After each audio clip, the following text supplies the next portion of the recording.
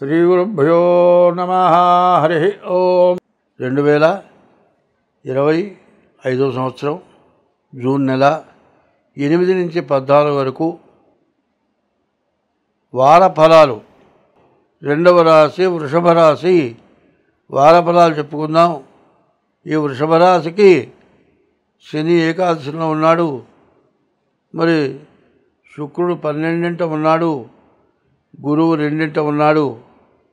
కానీ ఈ రాశికి విపరీతమైన బలం ఏంటంటే శని 11ంట ఉండటం. 11ంట ఉన్నటువంటి గ్రహం, అందులో శని 30 సంవత్సరాలకు కానీ మేషరాశికి 11ంటికి రాడు. 30 సంవత్సరాల తర్వాత మార్చి 30వ తారీఖు రోజున శని 11ంటికి వచ్చాడు.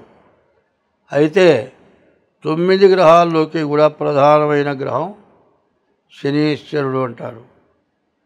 ఈ శనీశ్వరుడు ఏం చేస్తాడంటే పాప పుణ్యాలని వివరణ చేసి పాపాన్ని హరింపజేస్తాడు, పుణ్యాన్ని ప్రబలింపజేస్తాడు. కాబట్టి శని దుర్మార్గుడు కాదు, మంచివాడు.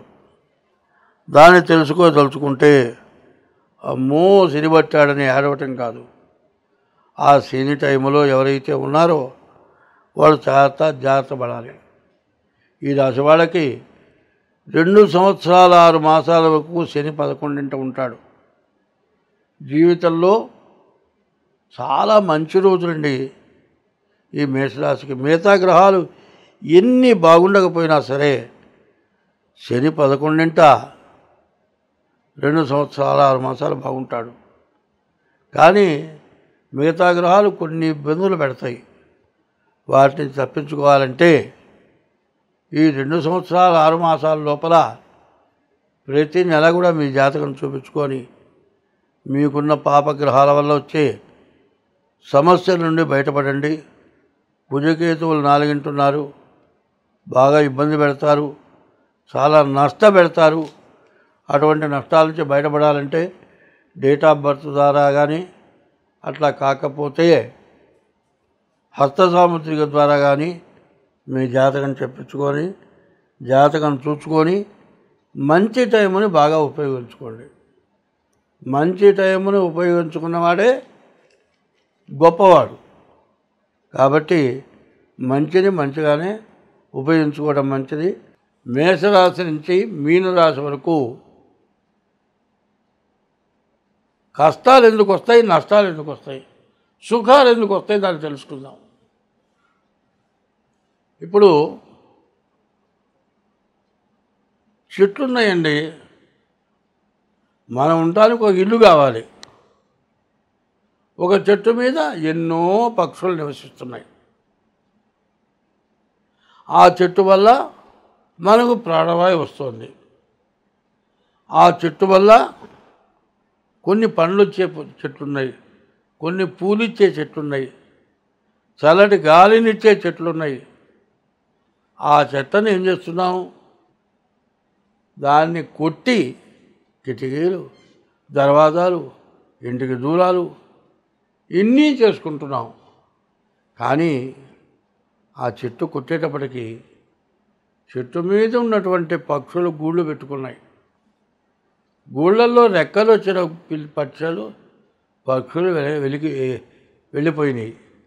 కానీ చెట్టు కొట్టేటప్పుడు ఇప్పుడు గూట్లో ఉన్నటువంటి గుడ్లన్నీ పాడైపోతున్నాయి. రెక్కలు రాని పసిపిల్లలు చచ్చిపోతున్నాయి. ఒక్క చెట్టు వల్ల ఎంత మహాపాపం జరుగుతుంది. వాటికి గూడు లేకపోయా, పక్షులకి ఇల్లు లేకపోయా, నీకు రావాల్సిన ప్రాణవాయువు లేకపోయా. అదే మామిడి చెట్టు కొడితే ఆ మామిడి చెట్టు గాలి నీకెంతో ప్రయోజనం. మరి అటువంటి చెట్టును పోగొట్టుకున్నావు. చెట్టునున్న జీవరాశులందరినీ పోగొట్టావు. ఆ చెట్టు నీ ద్వారం కోసమని, నీ దర్వాజాల కోసం పెట్టుకున్నావు. నీ ఇంట్లో శుభకార్యం చేస్తే కనీసం మామిడాకు తెచ్చే వాకిట్లో తోరణం కట్టుకున్నావు. ఆ మామిడాకు వల్ల వచ్చేటువంటి వాసన నీకెంతో ఆరోగ్యం. అటువంటి చెట్టుని ఏం చేస్తున్నావు? ఖాళీ స్థలం కావాలని చుట్టు కొడుతున్నావు. ఒక బావిని పూడుస్తున్నావు. బావి ఒకప్పుడు బావిలో నీళ్లు తోడుకొని వాడుకున్నాం. ఇప్పుడు ఏమవుతుంది? బోరు వేస్తే నీళ్ళు వస్తున్నాయి, ఫిల్టర్ వేస్తే నీళ్ళు వస్తున్నాయి. బావిలో నుంచి తోడుకోవాల్సిన అవసరం లేదు. కొన్ని ఊళ్ళల్లో చెరువులు ఉన్నాయి, చెరువుకు పోయి నీళ్ళు తెచ్చుకోవాల్సి వస్తుంది. అది కూడా లేదు, సుఖం ఎక్కువైపోయింది. చెరువుకు పోయి నీళ్ళు తెచ్చుకునే పని లేదు, బావిలో నీళ్ళు చూడే పని లేదు, బోర్లో నీళ్ళు మోటార్ వేస్తే వస్తున్నాయి. ఇంటికి అడ్డం వస్తేనేమో చెట్లు కొట్టేస్తున్నావు, వచ్చే గాలిని పోగొట్టుకుంటున్నావు, ప్రాణవాయువుని పోగొట్టుకుంటున్నావు, ఆ చెట్ల వచ్చే చల్లదనాన్ని పోగొట్టుకుంటున్నావు. మరి భూమిలో ఉన్నటువంటి బావి వల్ల ఉన్న నీళ్ళ చల్లదనం వల్ల నీ నేల చల్లబడుతోంది, దాన్ని ఆలోచించటం లేదు. ఒక చెట్టును కొట్టాలి అంటే ఆ చెట్టుకు తగిన విత్తనం ఇంకో చోట విత్తనం వేసి, తప్పనిసరి అయితే నీ ఇంటికి అడ్డం వస్తే ఆ చెట్టును 6 నెలల పాటు పెంచి ఆ చెట్టు బతుకుతుంది పర్వాలేదు అనుకున్న తర్వాత ఈ చెట్టును కొట్టాలి. అట్లాగే ఒక ఇల్లు కట్టాలి అంటే ఈ చెట్టును కొట్టిన తర్వాత 6 నెలల వరకు ఇల్లు కట్టకూడదు. మరి ఒక బావి పూడ్చాలి అంటే ఎట్లా పడితే అట్లా చెట్టును కొట్టడం కానీ, ఎట్లా పడితే అట్లా బావిని పూడ్చడం కానీ పనికి రాదు. ఎన్ని బావులు ఉన్నా కూడా ఒక బావి పూడ్చడం మంచిది కాదు. బావిని పూడ్చడం మహాపాపం, చెట్టును కొట్టడం అంతకంటే పాపం, స్త్రీ హత్య పాపం, శిశు హత్య అంతకంటే పాపం, భ్రూణ హత్య గర్భిణీ రాకుండా చేయటం ఇంకా పాపం. ఇటువంటి పాపాలు తెలియక చేసి రకరకాలైన బాధలు పడుతూ ఈ పాపం వల్ల జనం చాలా కష్టాలు పడుతూ ఉన్నారు. ఒకప్పుడు ప్రతి ఇంటి ముందు ఒక చెట్టు ఉండేది, ప్రతి ఇంటి ముందు కూడా ఒక గట్టు ఉండేది. ఆ రోజుల్లో కార్లు లేవు, బస్సులు లేవు, రైళ్ళు లేవు, నడిచి ప్రయాణం చేసేవాళ్ళు. ఎవడైనా సరే గృహస్థైన వాడి ఇంట్లో అన్నం వండుకొని తినబోయే ముందు బయటికి వెళ్ళి చూస్తే ఆ గట్టు మీద చెట్టు కింద ఎవడైనా కూర్చొని ఉంటే, అయ్యా అన్నం తిన్నావా అని అడిగి, ఎక్కడి నుంచి వస్తున్నావు? దూరం నుంచి వస్తున్నాను. అన్నం తినలేదంటే వాడికి అన్నం పెట్టి తను తిన్నాడు. ఆ రోజుల్లో అందరూ బాగున్నారు. అందరూ బాగుంటాం కాదు, పల్లెటూళ్ళల్లో కులం ఏదైనా కానీ అన్నయ్య, బాబాయ్, తాతయ్య ఇవే పిలుపులు. వెంకయ్య, పుల్లయ్య, సుబ్బయ్య అని ఎవరు పిలుచుకోలే. అట్లాంటి మంచిగా బతికారు. ఇప్పుడు ఆ మంచి బతుకులు పోతున్నాయి. ఇప్పటికైనా గుర్తు తెలుసుకోవాలి. ప్రతివాడు కూడా పొలాలుంటే వ్యవసాయం చేయడం మానేశారు. వ్యవసాయం ట్రాక్టర్లతో చేస్తున్నారు. ఎద్దులు ఆవులు ఉండాలి, ఎద్దులు ఆవులతో వ్యవసాయం చేయాలి. ఈ 4 కులాలు కలిసి ఉండాలి, అందరూ మంచిగా బతకాలి. అంటే ఈ చెప్పినవన్నీ గుర్తుపెట్టుకోవాలి. అందరం చక్కగా ఉండాలి. ఉపకారికి ఉపకారము విపరీతము కాదు చేయ వివరింపంగా, అపకారికి ఉపకారము నెపమెన్నక చేయువాడు నేర్పరి సుమతి అని సుమతి శతకంలో చెప్పారు. కాబట్టి ఎవరైనా సరే ఎప్పుడూ ఎటువంటి పొరపాట్లు లేకుండా రోజు పొద్దున్న నిద్ర లేచిన తర్వాత సాయంత్రం దాకా గడిచిన తర్వాత, సాయంత్రం అయిన తర్వాత కూర్చొని ఇవాళ మనం ఏం ప్రవర్తించాం, మనం చేసిన మంచి ఏమిటి, మనం చేసిన చెడు ఏమిటి, నలుగురితో కూర్చొని ఆలోచించుకోవాలి. ఈ తప్పు తెలుసుకోవాలి. తప్పు తెలుసుకున్న తర్వాత దానికి మనస్సాక్షిగా క్షమాపణ చెప్పుకోవాలి. అందరూ కలిసి మంచిగా జీవించాలి. మరి ధర్మస్య జయోస్తు, ధర్మం ఎప్పుడు జయిస్తుంది. అధర్మస్య నాశోస్తు, ఆ ధర్మం నాశనం అవుతుంది.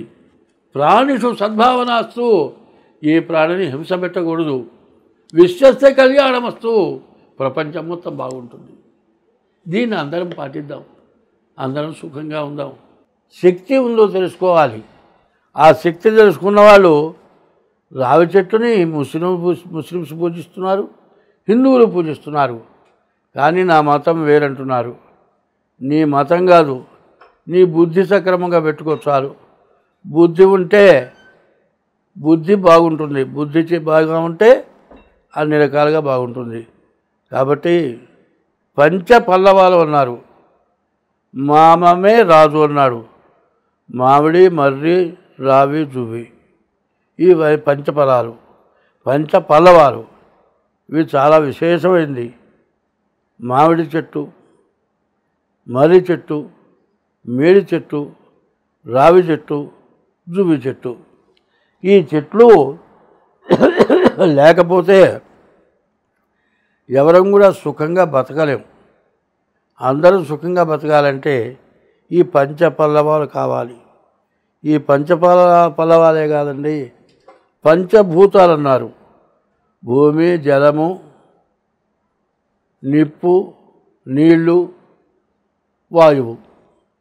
ఈ ఐదింట్లో ఏ తక్కువైనా బతకలేము. అట్లాగే పంచవృక్షాలు చెప్పా కదా, పంచ పల్లవాలు మామిడి, మర్రి, మేడి, రావి, జువ్వి. ఈ చెట్లు కూడా విశేషమైన చెట్లు. ఈ చెట్లని ప్రతి చోట పూజిస్తున్నాం.